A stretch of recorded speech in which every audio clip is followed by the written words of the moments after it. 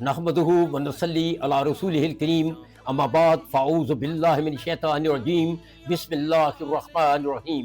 کروڑوں درود و سلام اس ہستی بابرکات کے نام جو وجہ تحلیق کائنات ہے، کروڑوں درود و سلام اہل بیت کے نام جو وجہ بقائے دین کائنات ہیں۔ اللہم صلی علی محمد وعلی آل محمد واصحاب محمد وبارک وسلم علیہ۔ معراج القرآن میں اصغر بیگ ایڈوکیٹ کی طرف سے آپ سب کو خوش آمدید۔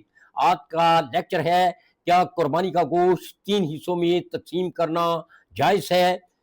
قرآن پاک کی سورۃ الحج آیت نمبر 36 میں ارشاد باری تعالیٰ ہے وَالْبُدْنَ جَعَلْنَاهَا لَكُم مِّن شَعَائِرِ اللَّهِ لَكُمْ فِيهَا خَيْرٌ فاذكروا اسم الله عليها صواعف فإذا وجبت جنوبها فكلوا منها وأطيعوا القانع والمضطر كذلك سخرناها لكم لعلكم تشكرون۔ اور قربانی کے ڈیلدار جانور ہم نے تمہارے لیے اللہ کی نشانیوں میں سے بنائے ہیں، ان میں تمہارے لیے بھلائی ہے، اور ان پر اللہ کا نام لو، 1 پاؤں بندھے 3 پاؤں سے کھڑے، پھر جب ان کی گردنیں گر جائیں تو ان میں سے خود کھاؤ، اور صبر سے بیٹھنے والوں اور بھیک مانگنے والوں کو کھلاؤ۔ ہم نے انہیں تمہارے بس میں دے دیا، کیا ہی احسان مانو۔ سورۃ الحج آیت نمبر 36 کے مطابق جب قربانی کا جانور ذبح کیا جاتا ہے تو اس وقت موجود ہوتے ہیں ایک خود یعنی قربانی دینے والا اور اس کے گھر والے، دوسرا صبر سے بیٹھنے والے یعنی رشتہ دار اور قرابت دار، اور تیسرے مانگنے والے یعنی گوشت مانگنے والے۔ اس طرح گوشت 3 حصوں میں تقسیم ہوتا ہے۔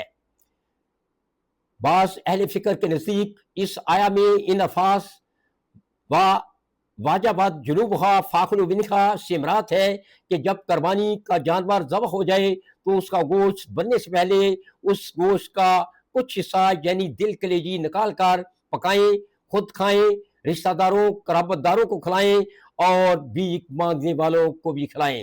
بعض مفکرین سورۃ الحج کی آیت نمبر 37 کا حوالہ دیتے ہوئے کہتے ہیں کہ چونکہ اللہ کو نہ گوشت پہنچتا ہے اور نہ ہی خون، صرف تقویٰ پہنچتا ہے، اس لیے گوشت تقسیم کرنا ضروری نہیں۔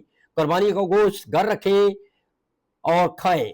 ان کی خدمت میں عرض ہے کہ قربانی کا گوشت گھروں میں محفوظ کر لینا، فریجوں اور ڈیپ فریزوں میں رکھ لینا، کیا یہ تقویٰ ہے، یا حق طوروں میں تقسیم کر دینا یہ تقویٰ ہے؟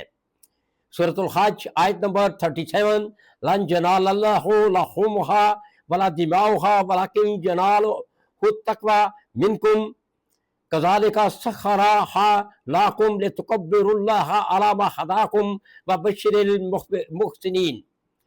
اللہ کو ہرگز نہ ان کے گوشت پہنچتے ہیں اور نہ ان کے خون، ہاں تمہارا تقویٰ پہنچتا ہے، اس لیے ان کو تمہارے بس میں کیا تاکہ تم اللہ کی بڑائی بولو اس پر کہ تم کو ہدایت فرمائی، اور اے محبوب خوشخبری سنا دو نیکی والوں کو۔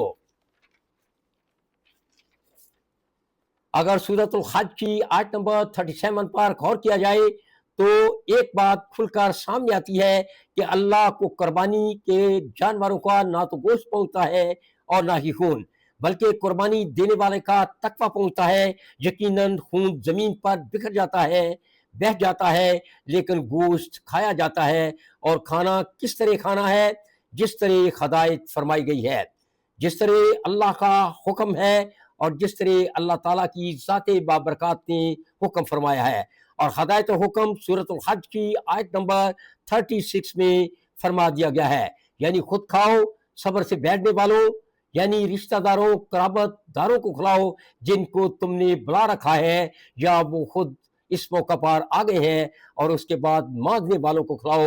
ایسا کرنے والے ہی اہل التقویٰ ہیں، محسن ہیں، اور ایسے ہی لوگوں کے لیے خوشخبری ہے، وما علینا الا البلاغ۔